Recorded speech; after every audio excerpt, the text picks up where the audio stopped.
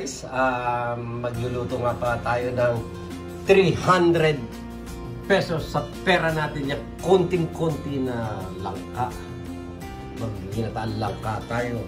Dito sa Toronto, lahat mahal at frozen. So, mag-start tayo. Nagpat tayo ng bawang. Nag-chop tayo ng bawang. At garlic. Onion. And ginger. Luya. Saka pira-pirasong baboy. At lalagyan natin ng special na daing. Ayan, mainit na yung kawali ko. Tayo ng luya at bawang, pinabay na natin.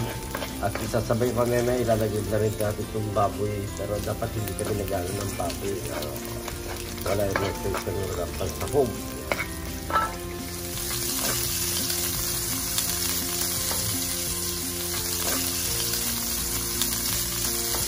Guys, so yan ang ulam namin ngayon ay ginataang langka.